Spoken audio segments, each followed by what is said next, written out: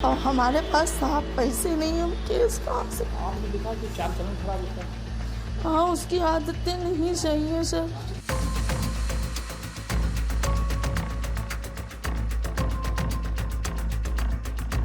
एक बेटी के लिए उसकी माँ और एक माँ के लिए उसकी बेटी सबसे ज्यादा जरूरी होते हैं।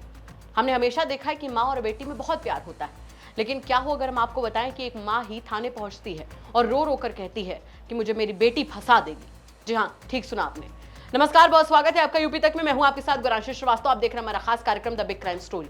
द बिग क्राइम स्टोरी में कहानी है उत्तर प्रदेश के कानपुर की, जहां पर एक महिला थाने में फरियाद लेकर पहुंची और ये फरियाद आंखों में आंसू भरे हुए थी। जहां पर महिला चीख चीख कर गुहार लगा रही थी कि उसे बचा लिया जाए, वरना उसकी बेटी उसे फंसा देगी, उसके बेटे को फंसा देगी।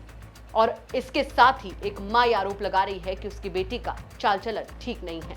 क्या है पूरा मामला, चलिए विस्तार से आपको समझाते हैं। वैसे तो यही माना जाता है कि मां के लिए उनकी बेटियां जिगर का टुकड़ा होती हैं।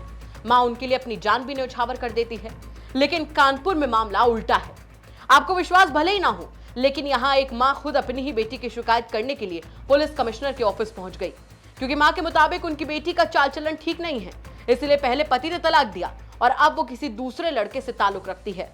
मां का कहना है कि मैं विरोध करती हूं तो अपनी जिंदगी खत्म करने की धमकी देकर मुझे और मेरे बेटे को फंसाने की बात कहती है। मामला कानपुर के चमनगंज की रहने वाली एक महिला का है, जो कि कानपुर पुलिस कमिश्नर के यहाँ खुद ही अपनी बेटी के चाल चलन की शिकायत करने पहुंच गई।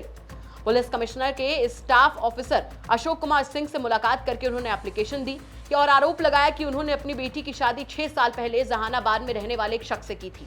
शादी के बाद उनको एक बेटी भी हुई, लेकिन फिर इसका चाल चलन इतना खराब हुआ कि पति ने उसी के कारण उसे तलाक दे दिया।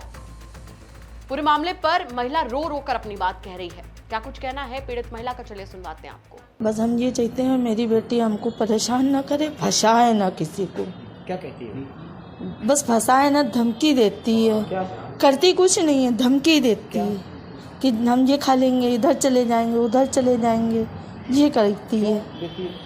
उसकी तलाक हो चुकी है, उसके बेटी है 3 साल की। उसका आदमी बेटी देने नहीं कहता। वो सोचती है हम धमकी देंगे तो माँ मेरी वहाँ जाके वो केस करेगी तो बेटी मेरी मिल जाएगी, और हमारे पास साफ पैसे नहीं, हम केस कहाँ से। आपने लिखा कि चाल चलन खराब होता है। हाँ, उसकी आदतें नहीं सही है सर। किसी से तबका था क्या? बस हम ये डरते हैं मेरे लड़के को कुछ ना हो। बहुत मना करते हैं, बहुत समझाते हैं, मेरा लड़का भी मोबाइल तोड़ के फेंक।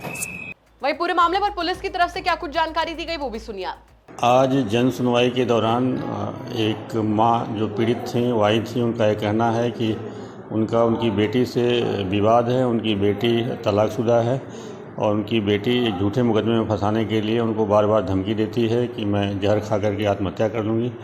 कुछ अन्य आरोप भी उनके द्वारा लगाए गए हैं। इस पूरे प्रकरण की जाँच करने के लिए प्रभारी निरीक्षक चमनगंज को निर्देशित किया गया है। जरा सोच कर देखिए कि एक माँ कितनी परेशान होगी जो अपनी ही बेटी की शिकायत लेकर वो थाने पहुंची। उसके दिल पर क्या ही बीत रही होगी, ये सब आपके सामने है। यहाँ पर कई सवाल खड़े होते हैं कि आखिर क्यों एक बेटी अपनी माँ को इतना परेशान करती है, जिस माँ ने उसे जन्म दिया, कि उसे थाने तक पहुंचना पड़ता है। और उससे बड़ा सवाल यहाँ पर यह खड़ा होता है कि अगर माँ के आरोपों में थोड़ी सी भी सच्चाई है, तो एक बेटी अपनी ही माँ और अपने ही भाई को फंसाने की धमकी कैसे दे सकती है।